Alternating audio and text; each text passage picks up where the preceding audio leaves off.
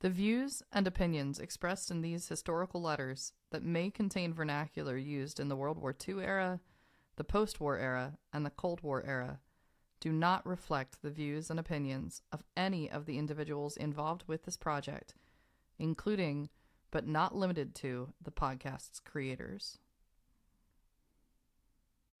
Morning, Jamie. Good morning. How are you this morning? Got your coffee? Yeah, I do absolutely have my coffee here. Can't start my day without coffee. Mm-hmm. I'm still using the mug. She's still at Atomwa, so. Gotta have the mug. And I'm also still wearing her badge. I realized in the last episode I forgot to put the button on. Yeah, badge, I realized that, but I wasn't gonna say nothing because I was like, oh, maybe we're done. It's okay. No, it's fine. Okay, one miss, but today, all ready to go. We're good. Coffee, mug, badge, all good. And so our first letter is not from Sweetie, though. That's right. Today's letter, we're starting with Chester. We're back to Lacona, Iowa. All right, so this is a big letter. We're just going to dive right into this. This is from July of 1943. Lieutenant Frank E. Demaree, Company D, 580th Signal, AW, Battalion SP, APO Postmaster, San Francisco. July 8th, 1943. Dear Francois, I have again allowed a whole week to pass over the regular time I should have written you. I've been busy working on some of my hobbies and have neglected my duty to you. However, I believe there will be much more to write about, and we hope that there will be some compensations. For one thing, I have been working on that combination reducing and reversible back for the 8x10. Of course, this piece of apparatus, or better to do it justice, I should call it instrument, is to be handed down to posterity, and I am outdoing the original camera and making it superfine. It is really quite an intricate piece of work, if it's done right. Yeah, just one little quick note here. Dear Francois. Oh, yes. His little nicknames. He is the nicknamer. He gives us all those little nicknames. Mm-hmm. But Francois, that's easy. Like, I'm like, oh, that's Frank. Right, yeah, Francois, Frank. He seems to be the only one that calls Margaret Lizzie as well in a previous letter. So this is just how Chester is identifying his son Frank. This is going to be seen multiple times. He's going to use Francois multiple times. I have already made the critical part of one and have laid it away and will use it as part of a long extension to be used with long focus lenses and for cropping operations. I got some experience in making the first one. The second attempt is well underway. First, I spent about a half a day just selecting the wood that I was to use. It had to be walnut. Cherry was considered, but I was not sure that I could put on a good enough finish, and I selected the walnut. I have made but few mistakes as I move slowly and very deliberately. As the work is a piece of art, I get the same thrill out of it as I do in painting. However, you know my designs run more towards ruggedness than to delicateness of line. I think that there will be at least 6 8x52 flathead machine screws with nuts on them. I have to do this in assembling it together so that I can machine some grooves for the retaining spring catches and for getting a tight fit. I sawed out the flat overlapping mortises or joints and finished them down to dimension with some routers on the drill press. This left a finish sufficient to cause a glint when properly held to the light. Perhaps I might sand them down a little, but I doubt that I shall. The glue will hold better anyway on somewhat of an open grain, and I think that it will be a very close fit. I had thought that I would make several reversible backs to accommodate each size of film, but I feel that I can make one to adapt to uses of all sizes. It will take about a week to get it done, perhaps all summer. I still do not have the work done that was promised by Professor O'Brien. I guess I will have to send Jeanne over to see what's going on. Okay, yeah. So I was telling Allison earlier, when I was reading through this, I was totally zoning out. Yep. Yeah. I mean, this is interesting, I'm sure, to Frank. This is, I think, like, in my mind, maybe this is just like how I think about things in my world of like, this is the guy's conversation about the tools and the carpentry. And hey, if you're into that, I'm sure this level of detail with what he's doing and what is really interesting is just how meticulous it is. It just speaks to Chester's level of being able to describe. He's saying he spent, I found this funny. He spent a half a day selecting the wood that he was going to use. So I just imagine, because we've seen, if you watch, there's a little a short on the YouTube channel where he actually would inscribe his name on, and we mentioned this in an earlier episode, to pieces of metal, and they're about this big, so we could hold them. And I'm just wondering, is he like holding a piece of cherry in one hand and like this board of like a piece of wood in the other for half a day and just going, Because I wouldn't put it out of the realm of possibility that he literally is putting, like, maybe putting them in. He's also talking about there's a glint when properly held in the light. Is he like holding it up to the light? Well, you gotta hold it properly though, Allison. Yeah, right. You have to hold it in the right way. I can imagine Laura, like him sitting in the kitchen and Laura coming in and just being like, you're still decide? Okay. Because he also does at the end, it'll take about a week to get it done, or the whole summer. That's cool. He's like, difference of time. But I do have to say, I really appreciate, as a doctor, he is this meticulous. Right. I would like him to be my doctor. Yeah. You know what I mean? Yeah. But also, and so he's doing stuff that he can't purchase. Like, these are things that he needs, and that's what they had to do back then. If they needed something, they had to like. So, and he's a meticulous person, and I do appreciate that. But this was boring as hell. I'm sorry.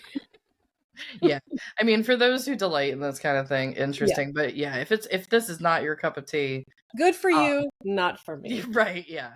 Though there is one other thing. He calls it art. Chester does paint, and we haven't talked too much about the paintings and things that he does.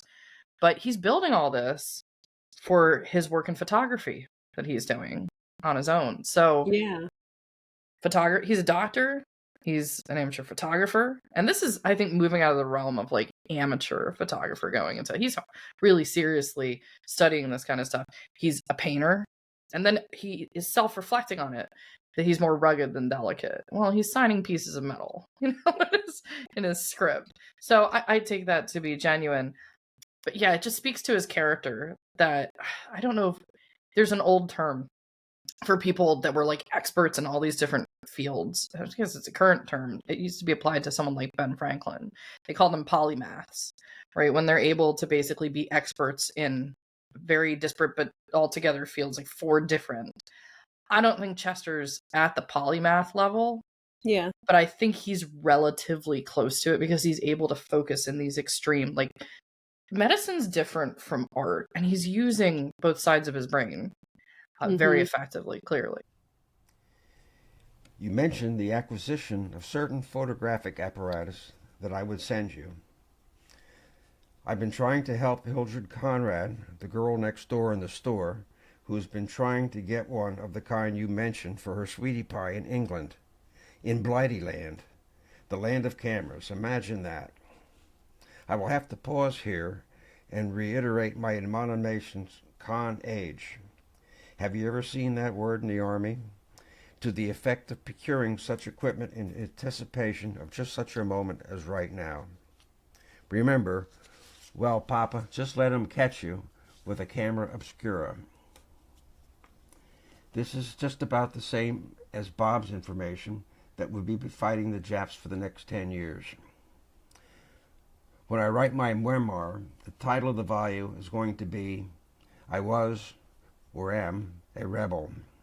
I just want to note here, I have yet to find Chester's memoir. Yeah. So if I do, we'll get it out there. That's good. Yeah. We'll keep, I'm sure we'll find something. Keep an eye out for that memoir. I would have prepared for the present need in spite of such supposed regulation.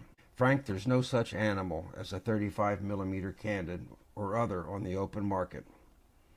It is possible that I might purchase Bill's miniature, but so far we have not heard from him whether he is willing to sell his.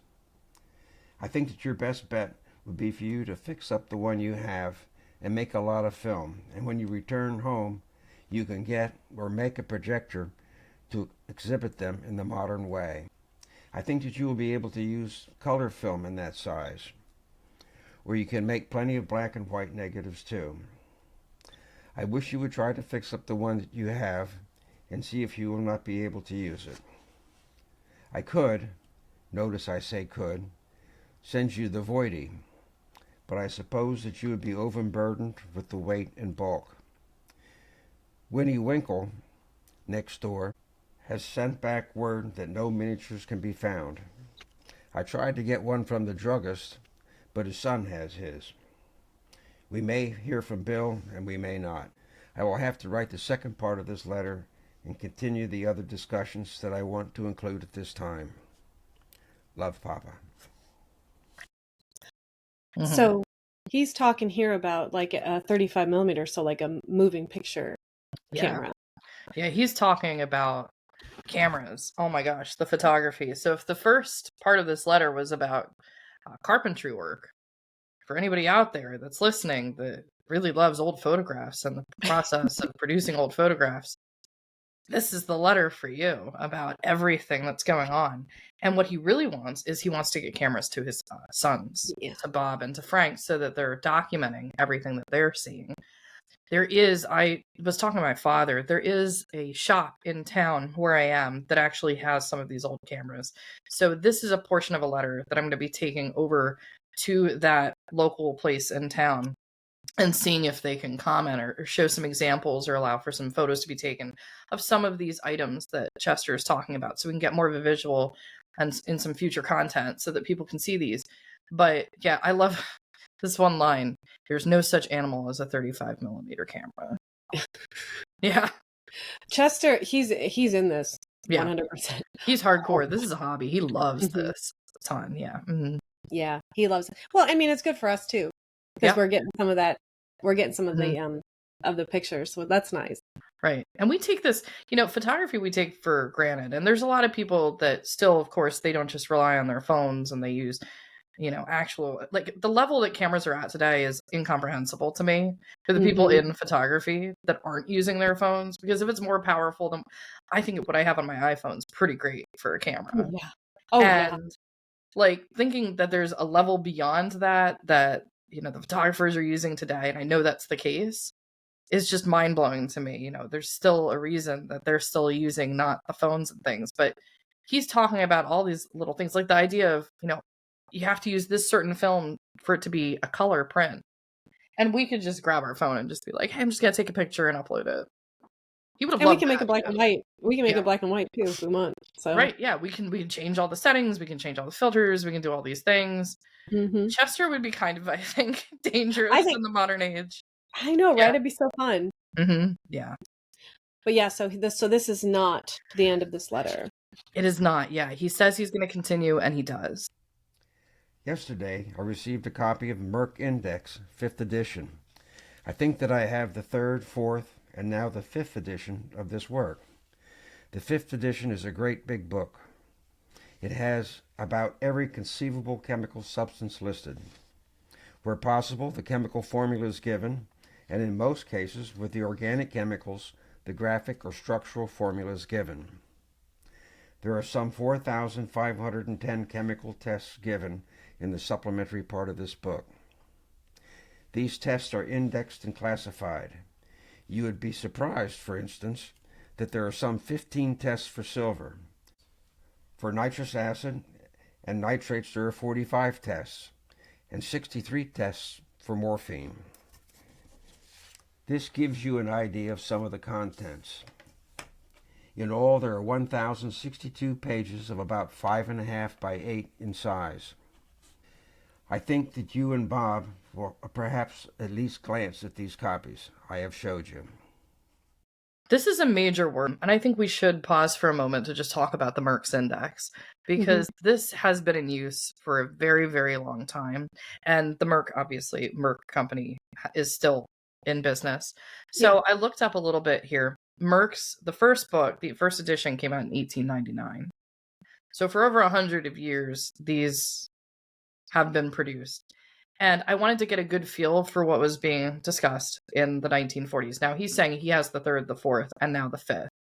So what I was suspecting was the fifth had to be probably a new edition that came out in the 40s. And I decided to go check that. And I went hunting around, and what I found, and I have it here, this is the Merck manual, and it's the 7th edition. The interesting thing, though, is the 7th edition. So I love like the old type font on books. It looks very, very put together here. The copyright on the 7th edition is 1940. So he's receiving the 5th edition, which seems to me it would be an older edition. Maybe he got it from a friend. Maybe he just picked it up. But this is the second printing of the 7th. And this is from 1941. And it's just, he says it's about a 5.5 by 8 in size. So that lines up. They're about this big.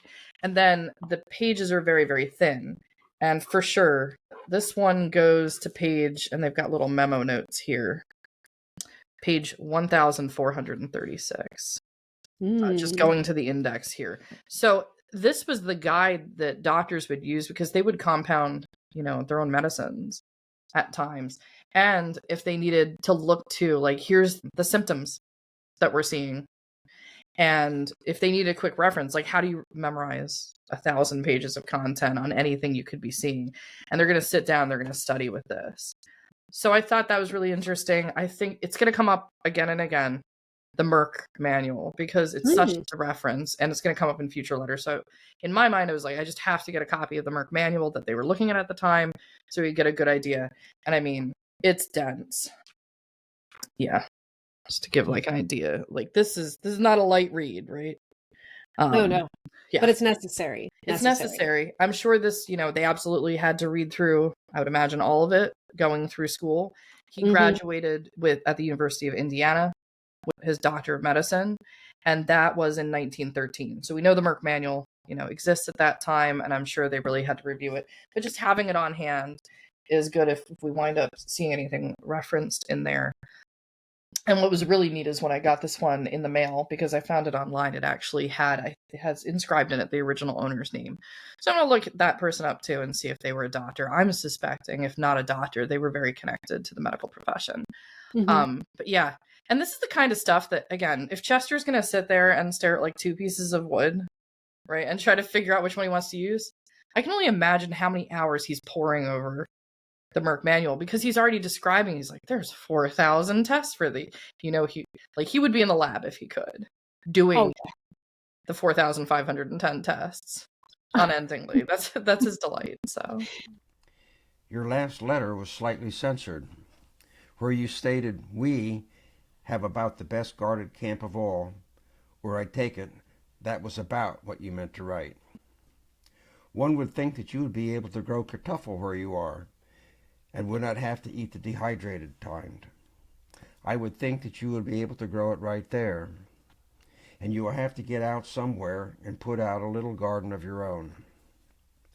Here I pause to open a boil on an agricola. There really needed opening. Okay. Well, so this is just a treasure trove of so many different things happening. Yeah, there's a lot here. Sir, doctor. So you talked about it, I think, in a previous episode. We talked about how they would censor mail that came out. And so that obviously was happening. And then Kartoffel, that's the German word for potato. Yep. So he's like, hey, why don't you try growing potatoes while you're in the middle of that war? Yep. So you don't have to eat the dehydrated kind. Now, have you ever grown potatoes, Jamie? I have not ever grown potatoes. I have grown potatoes, and I can tell you like what it takes. So you start with a piece of a potato. It's not like a seed that you put in the ground. Your starters, basically, the potato. They require, where I had it was a raised bed, and it was irrigated. So it needs sort of that environment to be in, because the potatoes are going to grow underground. It's like a treasure chest when they're finally ready to go, because they start to come up. There's this huge, beautiful green plant that grows above. But of course, it's not like a tomato plant where there's like just potatoes hanging on the vine and things like that. So you're just waiting for when is it time? What happens is the leaves start to sort of come back. You can see like it reaches its peak. and they start to come back, and then you can just start to see this little thing coming out of the ground, and you think it's like the skin of a potato. And that's the sign that they're about ready to pick.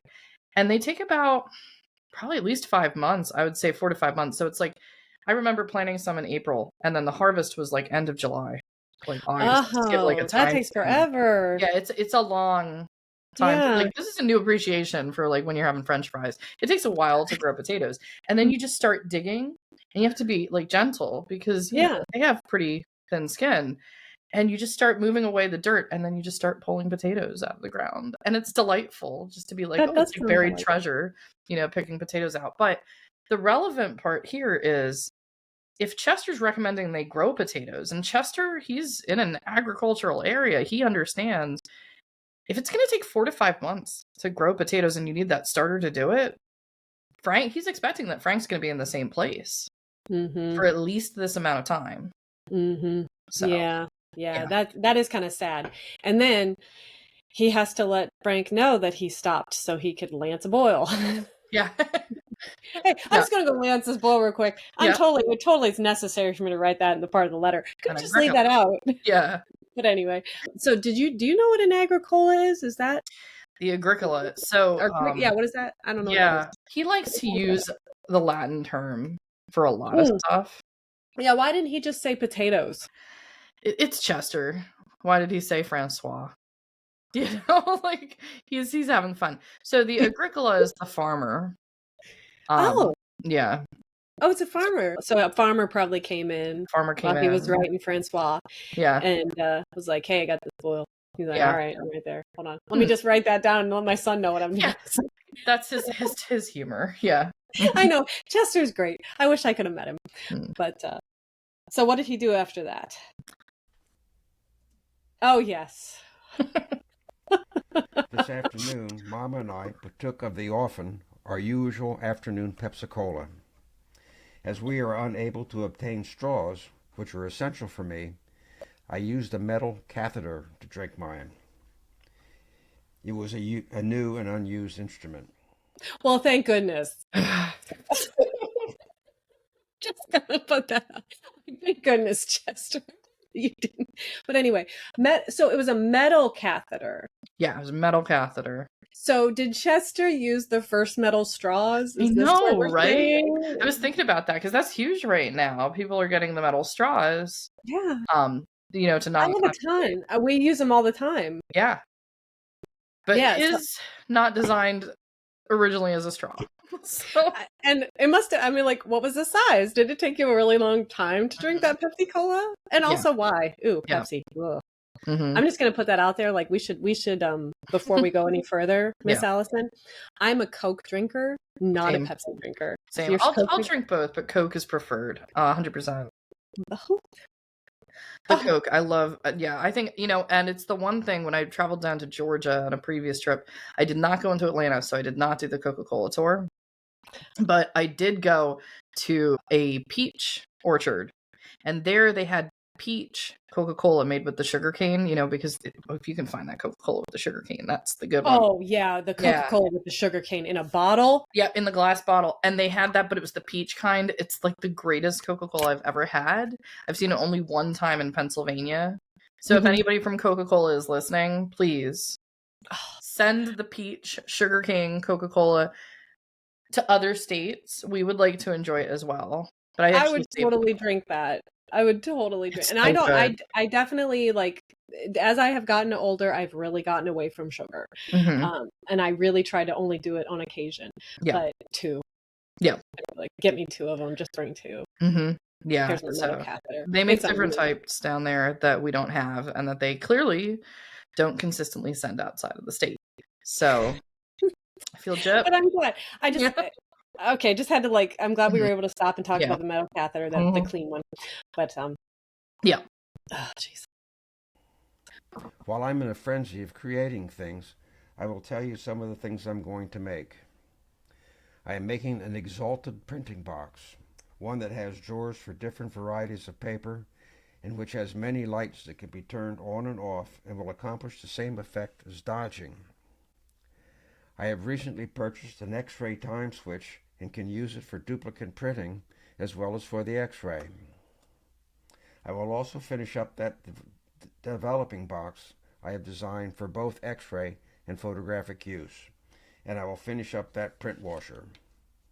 Print washing is the bane of photography. Of course, you and Bob have never done enough printing to appreciate just what washing means. You will have to see the washer to appreciate it. I am also going to make some walnut dining chairs. Since I have had the encounter with the combination back for the camera, I have induced myself to believe that I can make anything. These chairs are what Mama has been waiting for the past 20 years. I just want to comment here. He is spending half a day deciding cherry versus walnut for whatever he's building for his camera. His wife has been waiting for him to make chairs for 20 years. How many times has he made other things other than chairs for his hobbies? And it's like, can you just make some chairs? I can just imagine Laura being so patient. He's finally getting around to it. But seriously, Chester, just make the chairs, then go to your other hobbies. Like, you need a place to sit. Then you can sit on the chairs and think about the pieces of what you're going to use to make the other things. Get sit on this and think about the other stuff you want to make. Now you have a place to sit to do all this thinking about these things. Well, but he's got a whole list of things. The chairs are not on the top 100 priority for Chester. No. Yeah. No. I'm sure that pending for 20 years, it's not on the priority list. I don't think Laura appreciated that. No. I was mulling over some of my delicate lumber the other day, and I ran across a piece of mahogany that had been blighted by the hand of Bill. Don't you remember the time Bill started out with mahogany and ended up with ash? However, I am mighty glad that we did inspire him to make his own printing box. However, I'm like the little old woman that baked the cake for the beggar, and for that reason, I am mighty glad to have any of you use our machinery, mighty. But I feel much warmer towards the aspirant and much more assured that he is interested in his project if he furnished his own wood. The fancier, the better.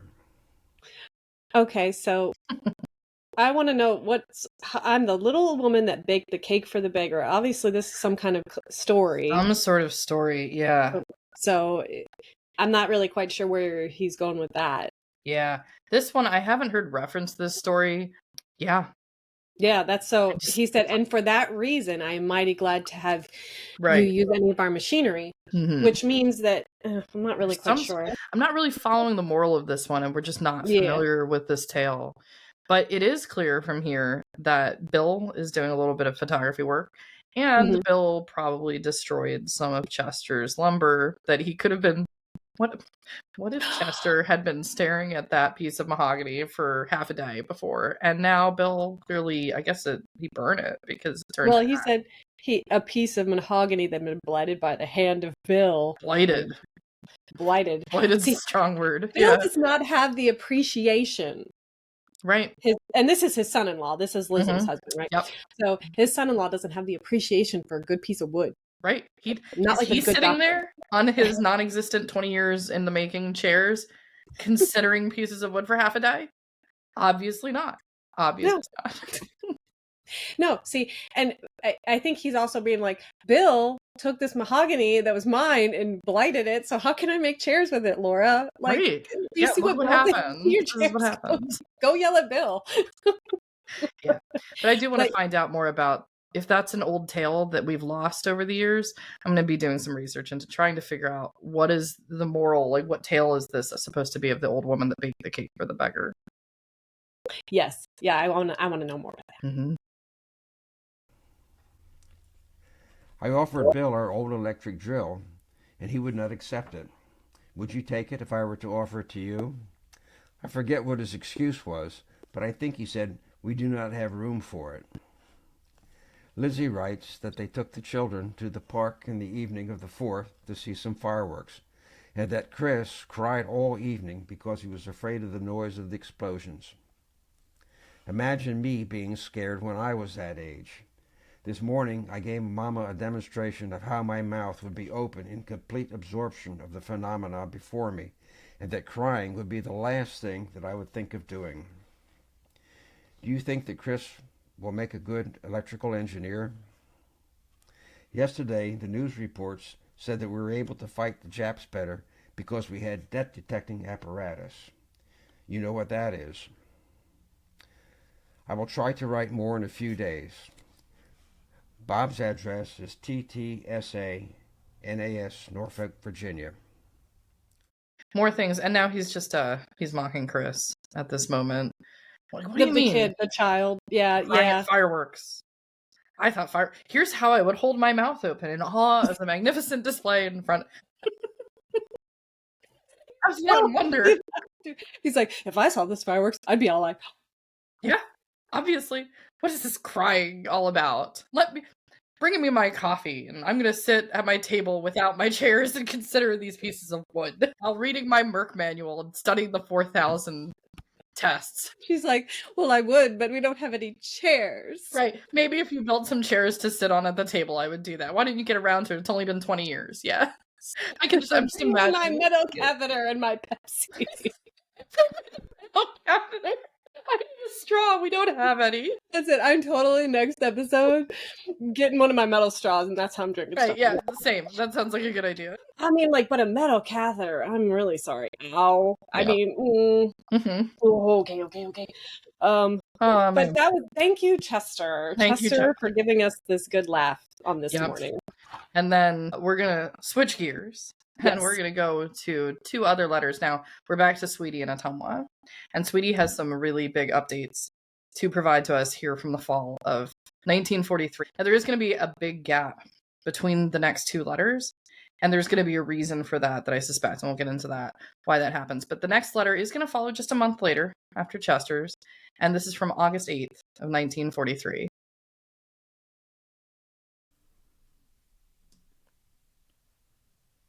Ottumwa, Iowa, August 8th, 1943. Dear Jeanne, I shall pack the things and mail them out to you tomorrow by insured mail. I did not find a necklace.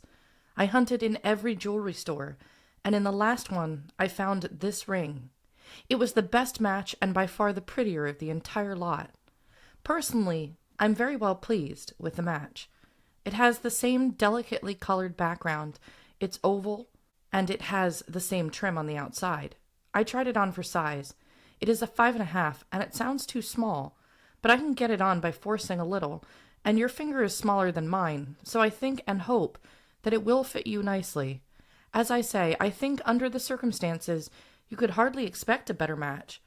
And here may I warn you that, as I hunted then you must be very careful. They are as expensive as all hell, and would be hard to replace. I'm not kidding. Be very careful of the pin. In all my looking, I did not find a one that could compare, and as for the ring, well, they don't give those away either. From the financial viewpoint, I'm lucky not to have found the necklace. I hope you will like it. It can be stretched if it's too small. I soiled the box that the cameo is in by carrying it around with me. I'm sorry, I'm almost tempted to wear it myself this afternoon, but I think it would be much nicer for you to initiate it to the public.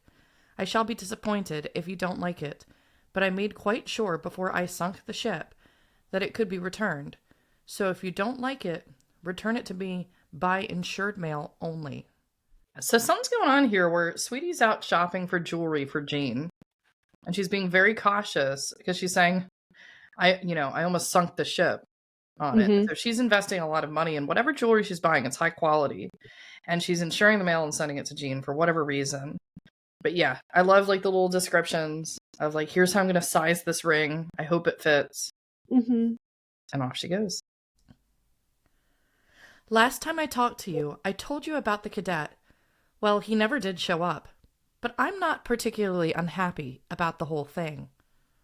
Lew Graham, the telephone operator with $1 million smile in his voice, has been very nice to me. He calls me and talks for a long time. The other night he called me and made a date for Friday night. We were going to go dancing. Well, I decided I'd wash my hair Thursday night, and so I asked Arlene Bamberg if she'd come and put it up for me. She and Betty were both here, and I'd washed my hair, and Arlene was just starting to put it up when Lew called and asked me if I wouldn't go along with another couple. Well, I just combed through my hair, dressed in a hurry, and tore out. We had a lot of fun, but because of a little trouble... And before we get into this next story, where there's going to be some trouble to talk about. So she's working at NIS Ottumwa, and we know that on her desk, she was so excited when she first started working there that she has a phone on her desk. And there's this cadet at the base, at the switchboard, that is enjoying talking with her. So there's some sort of ongoing communication here between this Lew Graham that she's talking about, who's on the switchboard, and her with the phone on her desk. And they're just whiling away the time talking. And then she uses that line. Now, there's been a couple previous $1 million kind of smile, the views was, I think, with Bob. Jeanne was Bob, with Jeanne's Bob. Yeah. Right. With Jeanne's Bob. But yeah, I love this line. He talks with the $1 million smile in his voice. She's not seeing she didn't see him. Right. Yeah. Yeah. Not looking. Of course, she wants to go dancing. What was it? The comment she made in the previous letter. I don't even care what he looks like. I'll just go dancing. That was in a previous episode. In this case, it's all in the voice. And she's like, there's a smile in that voice. And they were talking, like they were talking to each other. Well, they were using, I mean, not everybody kind of had that, people didn't have phones with them. And so they were taking advantage of the fact that they both could talk to each other on the phones. I mean, they couldn't be bothered, like I'm on the phone, like go away, like, oh, it must be important. Yeah. But I love, and then he made a date. I'm guessing that they'd never seen each other. It's possible they didn't, or if they did, it was just very brief. But finally, after I guess all these conversations on the phone that she's having, it's like, hey, let's go into town. Let's go have a date. And then, of course, it's time for trouble. And it's time for trouble. Yep. Let's find out about that. A sailor in a restaurant came up to our booth and swore. I don't know what he said. I was on the inside and I didn't hear what it was, but all 3 boys told him to leave, and he got loud and nasty and said one of the boys had his hat. Of course, we didn't have, but he got real excited, and because he was their superior, he thought he could bully them. Somebody called the shore patrol and took all of them, including our dates, up to the shore patrol station. One of the members of the shore patrol came over and told us that we shouldn't go home, but that we should wait for the boys to come back. It wouldn't take very long. By the time they came back 8 and we were ready to leave, it was 4 o'clock. Great stuff. I wasn't scared at any time except that each one of our 3 boys have a perfect record since they've been in the Navy. Each one is in line for an advance in rating, and now they'll have to appear at captain's mast. They all seem reasonably sure they'll be all right, since the troublemaker has been in hot water since he's been in the Navy, and he's now on 6 months probation. And if they decide he was the instigator, as he was, he'll probably be dismissed with a bad conduct discharge. Everybody knew that he started it, and one lieutenant, Army at that, came up to the shore patrol, said he'd watch the whole thing, and if they so desire, he'd be glad to go to the shore patrol station and sing his little song. There were no names taken, so my name will not appear on any records. I'm safe and little Danny Demon. It was sure fun.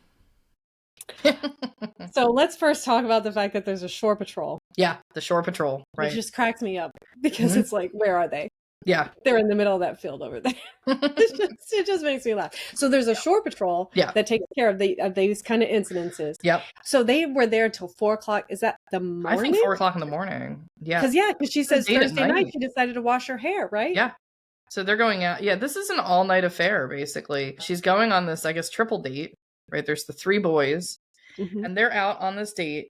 And then this individual starts making these claims that somebody has his hat, which I would imagine if you're going to get that animated about a hat, I'm going to assume the instigator is probably potentially intoxicated.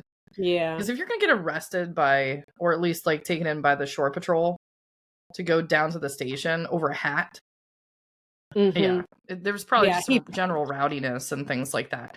And yeah, the shore patrol, they have their batons. Yeah. They're just like, okay, guys, let's go. And then you've got the Army guy who's like, Lieutenant. I watched the whole thing. I'll testify to this as well. Well, sing his little song. I like that. He's going to sing his little song. Sing his little song. So, so little Danny Demon, it was sure fun. Yeah. So she well, nothing bad happened. Thank goodness. Yeah. I mean, it could have. There could have been fisticuffs. There could have been fisticuffs. There could have been things like this can very easily turn so a different way. So, but it didn't, and so that's good. Yeah. So she had a good time, Mm-hmm. and also she like got to see like her man. Yeah, she got to see this guy in action that she's been talking to all the time, and hey, they all have perfect records too. So it also speaks to, you know, the type of person that she's deciding to go on a date with. She's, you know, yes. Certainly. They say this flat out. These guys have never gotten in trouble. They're just good guys. They're being bothered by this other individual who might get to the point where he's discharged. Yeah. So. Yeah. He seems like he's definitely troublemaker. He's definitely on his way out. We're going to a show this afternoon, and I'd better start getting ready. However, I do want to say this. You know, Jeanne, that the Demarees are affectionate, but not demonstrative. And I can write what I find so hard to say. I experienced a very big thrill when I saw you get your diploma, and I was so proud I could have popped a button. But just congratulations or I'm so happy for you sounds so trite and insincere that I usually just don't say anything. Well, here let me say, I am very proud of you. I have every reason to be, and you know a ring seems such a small and insufficient gift to try to show you how very much okay you are, and just how proud I am to have Jeanne Demaree as my sister. All my love, Sweetie. Yeah, and this puts into context the earlier part of the letter. She's shopping for a ring because Jeanne's graduated, and she's very proud of her sister. So the gift, the reason she's spending so much on jewelry is as a token of the appreciation she has and the love that she has for her sister. Yeah. That's so sweet. It's really sweet, yeah. And congratulations, of course, to Jeanne. It sounds so funny. She's a nurse. It's so funny to say it how many years later, but that's lovely. Yeah. And we did get to see Sweetie's new beau. Yeah, now this is the new boyfriend. New cadet. Yeah. We'll see where this goes. Yeah, because previous to this, she was just writing to David a lot. And she was having these, like George, out of the picture by now. She's talking to this guy at the base, Lew Graham, and she's just going to go ahead and keep talking with him. Now, the next letter that we have comes in at November 11th, 1943. So we do have a 3-month gap here, and there are no letters surviving. I can say that there's nothing being skipped here that I've found yet that are from between August 1943 and November. And the suspicion that I have regarding this is that Jeanne came to Ottumwa. And this is going to be referenced in the letter. So I think in that gap of time, we have Jeanne coming to Ottumwa, so Sweetie doesn't have to write because she's right there. But at this point, she is going to be writing to Jeanne. So this is Sweetie to Jeanne again, and we pick up the story again 3 months later on November 11th, 1943.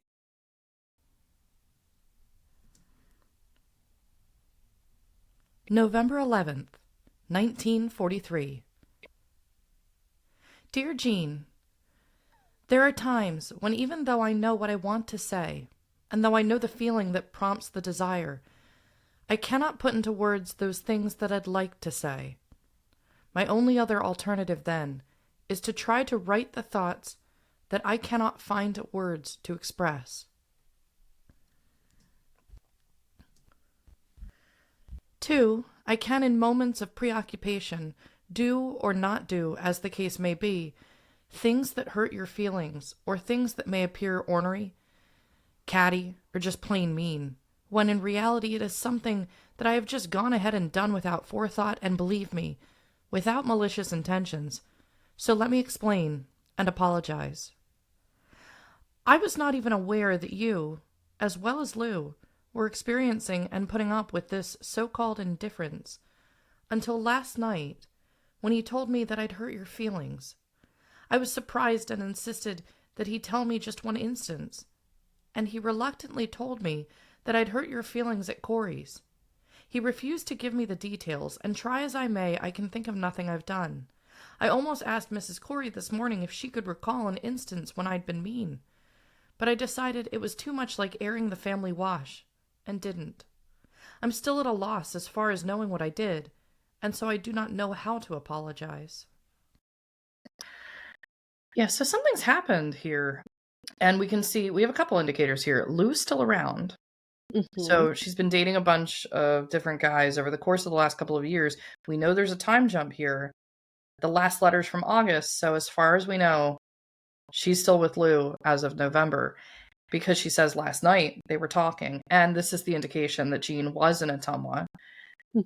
And something happened where it upset Lew to the point where instead of just bottling that up and moving on with it, he actually decided to have a conversation with Sweetie to say, you know, this indifference that you have towards people, maybe it comes off the wrong way, but can't identify specifically what the thing was. Well, I think too that he didn't want to get into, like, it sounds like to me like he didn't really, he wanted to bring it up, but he didn't want to go into it. Yeah. So, I mean, there could be, you know, she could have been discouraging it. Yeah. Like unintentionally discouraging him talking about it and maybe not wanting to get into the details of it. But also, if you can't, you know, you need to be able to like say, this is exactly what you did. Right. You know, so that, because now she's just like, great, I did something. She doesn't know why. I don't even know what it is. How can I fix it if I don't know? Yeah. So, yeah, but also that could be a consequence of the way that she is, that she, you know, doesn't make it easy to like. That it's just kind of just, the way that she acts around people at times. She noted in her letter, she's sending the jewelry, right? Because it's hard, she says, to demonstrate sometimes how she feels. And maybe, and I think some people, we do struggle with this. I find myself to struggle with it a little bit, which is it comes off as cold. And it's not a personal thing, but it can be seen that way. That perception is still there. The other thing to note here is that everybody's at the Corey's house. So Lew's commenting on something that occurred here with Sweetie and Jeanne, which leads to the natural association that at this point, Lew also knows the Coreys and Jeanne. So that he's met these individuals as well. You know our family background, relationship, and ties as well as I do. I think you know, too, that there are a few sisters who have gotten along as well as we have. We were really Kate and Lulie up until college days. Then, with the distance of miles, surroundings, and time, we did lose some closeness. My trips to see you were infrequent and often unsatisfactory because of their fleetness. I cannot remember any time I was as proud of you as I was the night you walked up to receive your diploma. I could not tell you the feeling was there, but I could not put it into the words, and the ring was such a small thing to try to convey my feelings. Yeah, and this little nickname that they have, Kate and Lulie. So they're just super close. She's just acknowledging, you know, she's worried that something's breaking here, and she's trying to address that. Yeah, and the distance of miles. Now, there are people, I mean, sometimes I was very far away from my sister or from my cousins and things like that. They're actually relatively close. You know, she went to Parsons College in Fairfield. Jean's remains in Iowa, but still, even that distance, which is within the same state, she's worried about the break because you don't see everybody all the time. You know, well, you have to during that time, like back then, distance was so much more. Right. I mean, now I can hop in the car and go here and there. Yeah. And it required time. You had to plan. You had to, and then there was all these delays that would happen. There was, you know, so even a small distance like that could seem a lot more.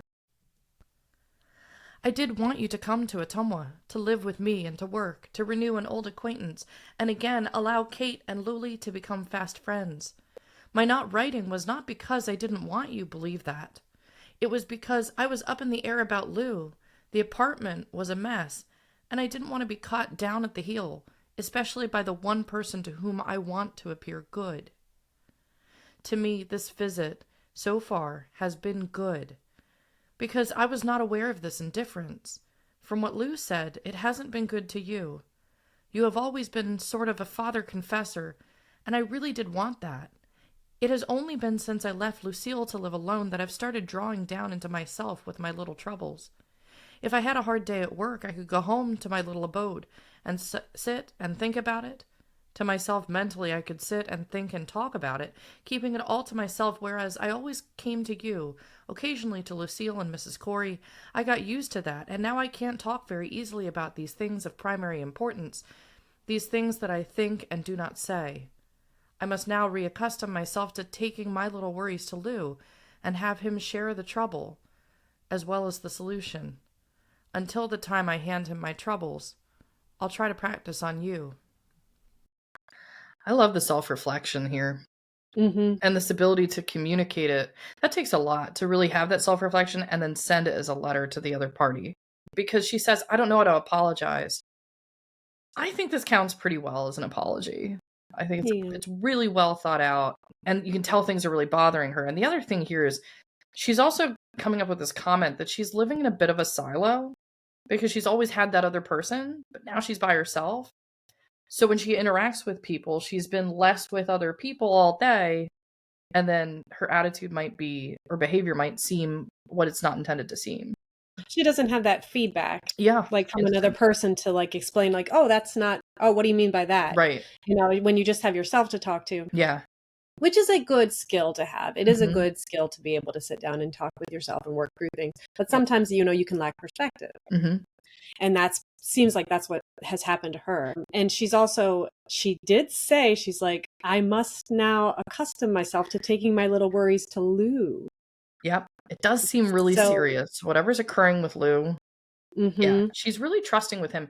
And honestly, you know, we saw all these letters where she was talking about George, or she was talking about David, or she was talking about Ed. At no one point of these did I see that there was a conversation she's reflecting on where they're talking about feelings. Yeah. You know, it was always just there were things happening. But imagine, I keep imagining where Lew's coming from, that he feels comfortable enough in a relationship to say, hey, time out here. We need to talk about this. And it's not something that he said, your sister. Yeah. And it's about a family member, you know, that he's gotten to apparently know a little bit here. But again, they've only been dating since August. So it can't have been that long. She was at nursing school. She just graduated. So the time period, it's very fast that all of this is going on. But things seem to have gotten very deep pretty quickly with Lew. I was glad you got the job at the hospital, though I was secretly afraid you'd not like it. It would offer the opportunity to have you stay with me, and I'd not be alone to rattle around in that apartment like a pea in a shoebox. I'm equally as glad that you've quit, as long as you stay anyway, since you were unhappy, and since they were not appreciative of your efforts. Here's an example of what I mean. Yeah, and just before we continue on here, so this is the reason that Jeanne was in Ottumwa. She had an opportunity at a hospital there. And then it's clear that she's subsequently left. But at least the opportunity. She still seems to be about the Ottumwa area because there's still a purpose. Like, Sweetie still has to send the letter to her. So it's not clear that Jeanne's actually there immediately, but she's there more frequently now that school's out, essentially. Lew asked me once if I really loved him enough to marry him. I do. And I told him yes. Okay. Yeah. And this is why I love love so much. I know this moment that's written. I'm so glad this letter survived. Oh my gosh. She's left David hanging, you know, for like a year and a half in the mail. But within 3 months of a date, right, on August 8th, with the Shore Patrol, you know, and everything that happened there, and all this conversation going on between him at the switchboard and her on the phone, and this smile in the voice, all of these comments, and these deep conversations, and clearly Lew knowing the Coreys, Lew getting to know Jeanne when she's there, the timing's working out, and he just decides to just go for it. I mean, why wait? You know, this is a very, very quick turnaround, the 3 months, and says, do you love me enough to marry me? And she just responds, yes. And that's it. That, you know, and I love that. Right. And it's 3 months that my husband and I started dating October 1st. Yeah. I remember you said this. And then January 9th, we were engaged. So from experience. Right. There. Yeah. We were engaged for a very long time, but yes, when you know. You know. And we're coming up on 20 years this year. Oh, yeah. 20 years. Awesome. So, yeah. And so it's like, that's okay. Like these little fast things. And especially at that time, that was not uncommon, right? Right. To like, you know, get into a relationship and then get married soon. But, oh, sweetie. So nice. Yeah. Yay. She's been worried that she'll never find her guy. Just in like one of the previous episodes, very recent to this, she said, "I guess I'll die an old maid." You know, I guess she put that pit in, and that pit, she dug her pit. She dug her pit. And fell in. He was pushed in firmly and proposes. So, yay.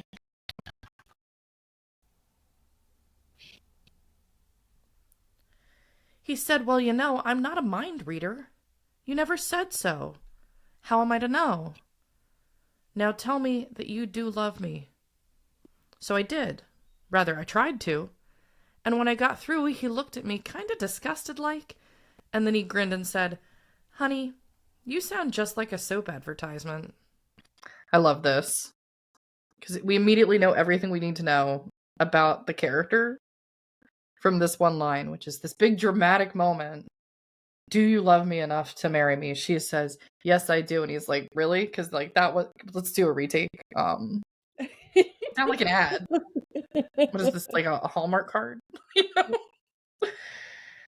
And then comes the humor. Yeah. So he sounds like he's got a great sense of humor. The smile in the voice. Right. It sounds like to me like he's perfect for her. Yeah. He's going to be the balance. That's what I'm trying to say. I love him and you. The feeling's there. Full and way down, deep like the glow he leaves. But if I try to bring it up and put it in words so others may understand, it makes it sound trite and insincere, and it seems to lose its worth and meaning. Do you understand that? Last night, talks with you and Lew have done me lots of good. I'm happier now than I've been in weeks, and I'm also ashamed to have caused you any distress about our relationship. She says she's bad about putting things in words, but when she's saying it's full and way down feelings like the glow he leaves, that's pretty good. She can write. Yeah. But I understand, like, it's hard sometimes when you feel, and like she's like, I feel so strongly and so like much that I can't even do it justice. Yeah. Like it feels like I'm cheapening it with like my words, and like, right. I mean, like that right there is one of the most beautiful things I've ever heard. Yeah. You know, it's wonderful. She's so happy. And, you know, that's so great that she was able to talk and to get some of this stuff out. And that's so very important. Yeah. I mean, journaling, which is what she's basically doing with the letter writing, is very important too. But to actually like talk to her sister and now Lew. Lew is there. Like, yeah, she needs that, and this is exactly what the marriage should be. Is like, that is your person, and that's who you got to do stuff with. And so now she's happier. Oh yeah. Oh, sweetie.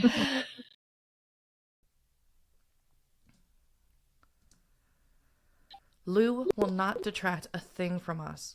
We'll still be Kate and Luli, and if we can just convert him to be a giggler of the old school, we can change the manor names from Kate and Luli to Mert, Gert, and Bert. I love him, and I love you. Dear God, make me good to them both, and be sure I don't let them down. I don't know what I did at Corey's, but I'm sorry, believe me, and I'll be careful. Very careful from now on, and try to make amends for what has gone before. The little chat has helped to put me back on the old footing, and I'm grateful for it.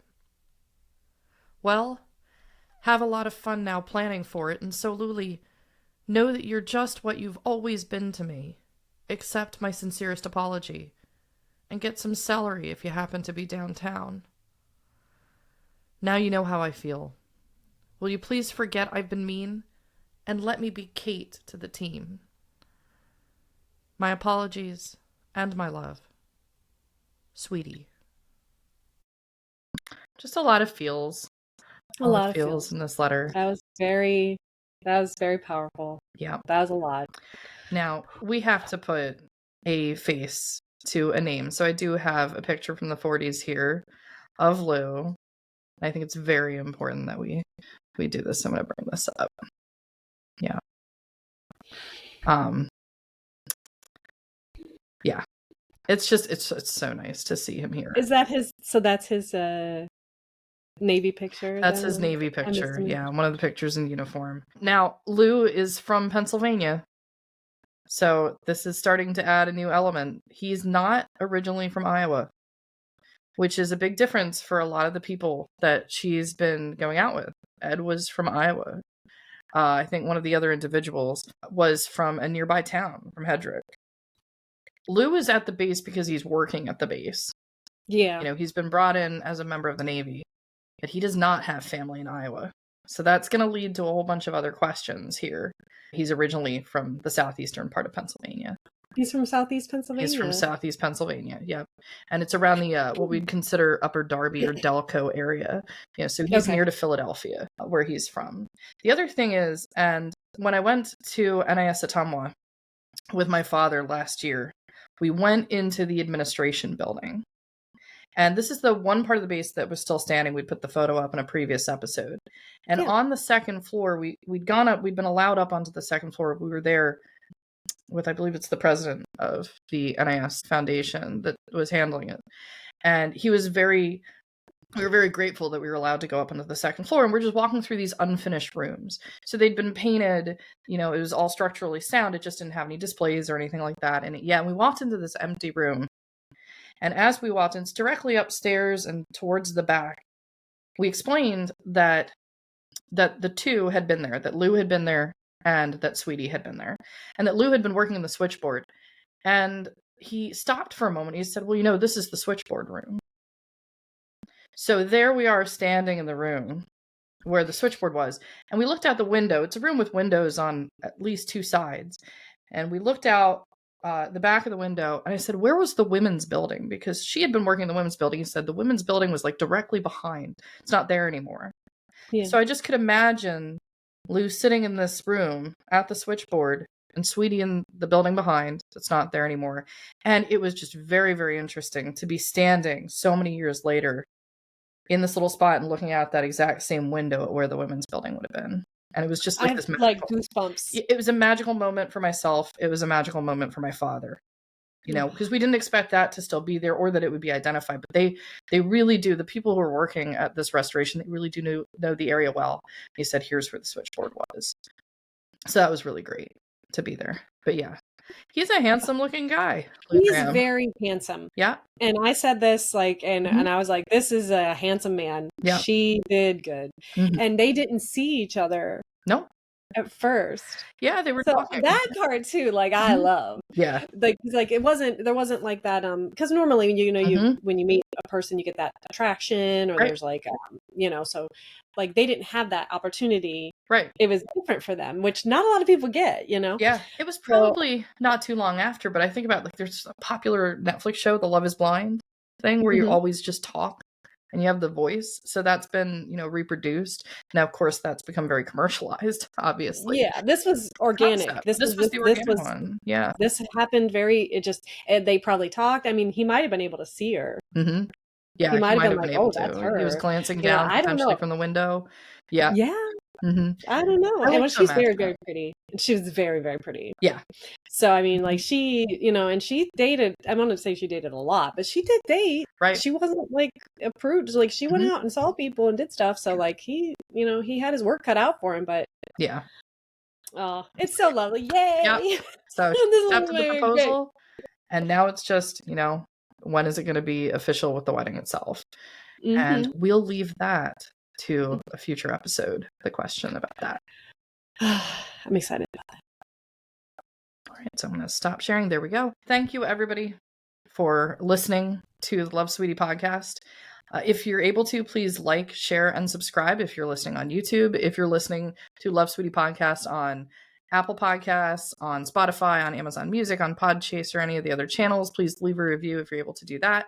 Check out the website. This is a good time in the coming weeks, especially to check out the lovesweetiepodcast.com website, because we have that section there with family photos. And I'm just going to say, in the coming weeks, this section's about to grow a bit more. So keep your eye on the website if you're following that. But we appreciate all of our listeners, and we thank you for your time with us. Yes, and we will see you next Sunday. See you next Sunday.